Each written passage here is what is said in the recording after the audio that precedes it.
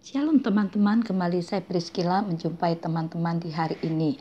Topik hari ini sebuah komitmen dalam pelayanan.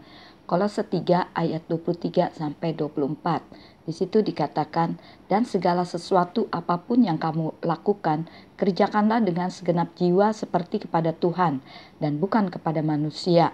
Karena mengetahui bahwa dari Yahweh kamu akan menerima imbalan warisan. Karena kamu sedang melayani Tuhan, yaitu Hamasya. Nah teman-teman, saya terjun ke pelayanan bukan karena mau-mau saya. Saya belajar pelayanan secara otodidak. Saya dari nol sama sekali.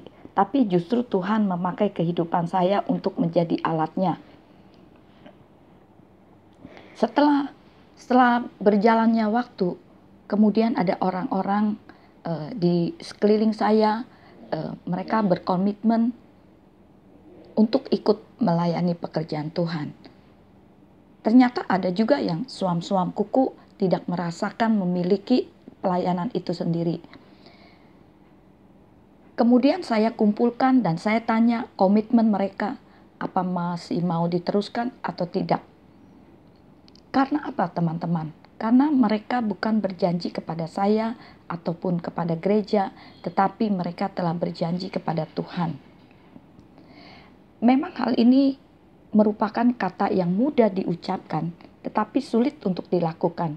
Karena ketika kita memutuskan untuk berkomitmen, maka dengan segenap hati, tenaga, pikiran, uang, dan seluruh kehidupan itu akan menjadi taruhannya. Dan ini tidak mudah teman-teman. Dan inilah yang terjadi dalam sebuah pelayanan. Nah, bagaimana kita dapat bertahan untuk tetap dalam sebuah komitmen? Pertama, dimulai komitmen terhadap Elohim. Kemudian komitmen terhadap diri sendiri, teman maupun organisasi. Tetapi pada kenyataannya yang terjadi, orang telah diberi kepercayaan, belum mencapai waktu yang panjang, sudah tidak tahan mempertahankan komitmennya. Nah, orang yang seperti ini sangat disayangkan. Karena banyak orang hanya pandai bicara, tetapi praktek kerjanya tidak ada. Mose dan bangsa Israel ketika Bapa Yahweh memberikan firman-Nya dalam Keluaran 19 ayat 3-6, di mana Elohim memberikan sebuah komitmen dengan bangsa Israel melalui Mose. Isinya apa teman-teman?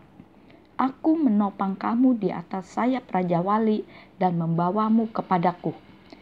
Jika kamu sungguh-sungguh mau mendengarkan suaraku dan memegang perjanjianku, maka kamu akan menjadi harta kesayanganku atas segala bangsa, sebab seluruh bumi ini milikku, dan kamu akan menjadi imamat rajani bagiku dan bangsa yang kudus. Nah, hal ini kemudian disambut oleh bangsa Israel. Keluaran 19 ayat yang ke-8. Dan seluruh umat itu menjawab bersama-sama dan mengatakan, semua yang telah Yahweh nyatakan, kami akan melakukannya. Dan Mose pun menyampaikan jawaban umat itu kepada Yahweh. Nah teman-teman, jadi komitmen haruslah disepakati oleh kedua belah pihak. Artinya keduanya sepakat tanpa paksaan untuk membuat sebuah komitmen terhadap sesuatu.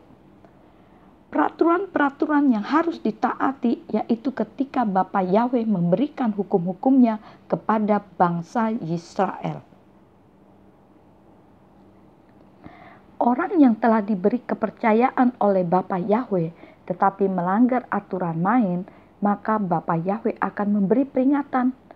Untuk itu teman-teman, sebagai anak-anak Tuhan yang setia, peganglah sebuah komitmen dengan motivasi yang benar di dalam melayani pekerjaan Tuhan. Nah, sekian renungan hari ini. Ketika teman-teman diberkati, biarlah renungan ini teman-teman kirim-kirim kepada teman-teman, sehingga orang-orang yang mendengarkan renungan hari ini pun memperoleh berkat dari Tuhan. Tuhan Yesus berkati.